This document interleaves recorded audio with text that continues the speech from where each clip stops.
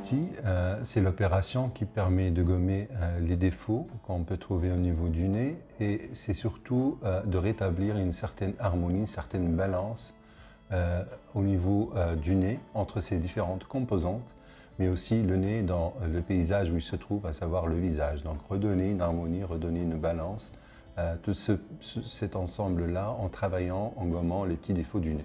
Alors j'insiste tout d'abord sur un point qu'il n'y a pas un nez parfait qui peut aller à tout le monde. Il n'y a pas un stéréotype auquel tout le monde doit ressembler.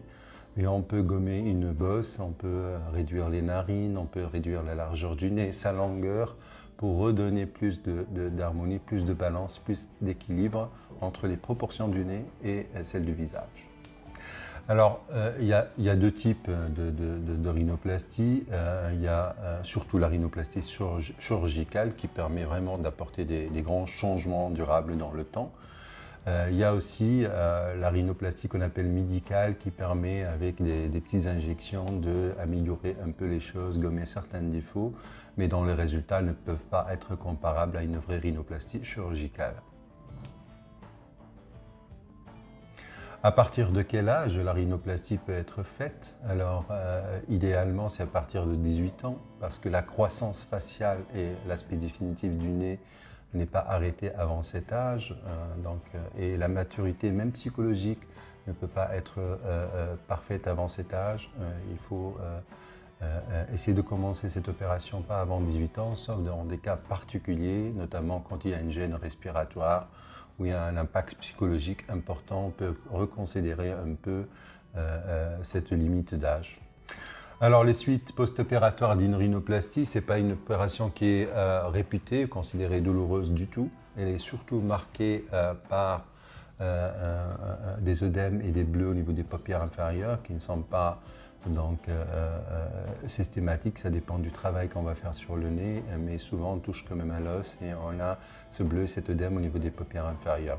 On a également une attelle qu'on doit porter autour d'une semaine pour diriger dans les premiers jours cette cicatrisation, notamment la cicatrisation de l'os. Au-delà d'une semaine, cette attelle est levée, mais le résultat n'est pas encore là d'une rhinoplastie. Le résultat d'une rhinoplastie, comme pour toute opération de chirurgie esthétique, demande plusieurs mois pour être finale et stabilisé. Il y a une phase d'œdème où le nez est gonflé, et ça, c'est au moins un mois, grosso modo, mais pour voir les petites finesses de ces résultats définitifs, il faut bien attendre au-delà de ce mois, beaucoup de mois, et même une année, même parfois plus, pour certaines zones sur des peaux difficiles comme ce qu'on appelle la pointe. Alors la reprise de la vie sociale, hein, dès que les premiers stigmates de la rhinoplastie disparaissent, c'est au bout entre 10 jours, 3 semaines maximum, où on ne voit plus ces stigmates. Chez la femme, on peut aussi camoufler les éventuels bleus qu'on a au niveau des paupières inférieures par du maquillage. Généralement, quand même, au bout de 2 semaines, 3 semaines, on peut reprendre une vie sociale et le nez il est un peu gonflé, mais on n'est pas gêné socialement. Alors les conseils préopératoires, comme pour toute opération, on conseille pour les gens tabagiques de réduire cette intoxication tabagique et idéalement d'arrêter.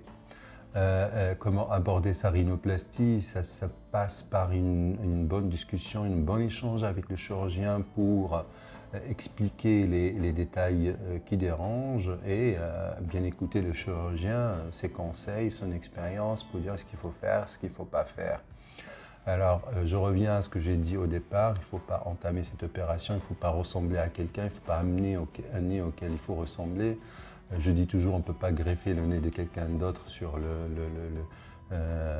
son nez, mais il faut aborder cette opération pour gommer certains défauts, pour ramener plus d'équilibre et d'harmonie. Et l'esthétique, c'est ça, hein, c'est cette harmonie, c'est cet équilibre qui est dans les proportions qui va donner un aspect définitif beau et esthétique. En quoi consiste techniquement l'opération de rhinoplastie? Vous savez, le nez, il présente une charpente qui est composée d'os et de cartilage qui donne son aspect morphologique, qui est tapissée à l'extérieur par de la peau et à l'intérieur par la muqueuse. Alors cette opération consiste à séparer cette charpente de la peau et de la muqueuse à l'intérieur, de travailler sur cette charpente et par la suite la peau et les muqueuses se redrapent, se remettent en place sur cette nouvelle forme des structures solides. Alors les nez ethniques entre guillemets, c'est des nez qui sont souvent attachés à l'ethnie africaine ou asiatique. C'est des nez qui sont caractérisés par l'absence de développement, c'est des nez qui ne sont pas très projetés vers l'avant et qui sont compliqués notamment chez les patients d'origine africaine par une peau assez épaisse qui va encore là être lourde, donner cet aspect épaté et empêcher d'avoir une bonne définition, d'avoir des petits détails au niveau du nez. L'approche elle est un peu différente techniquement des rhinoplasties classiques où on utilise des techniques un peu particulières qui font recours souvent à des greffes de cartilage qu'on prélève soit sur une côte idéalement dans ma considération personnelle ou on fait recours à du cartilage qu'on prélève derrière l'oreille.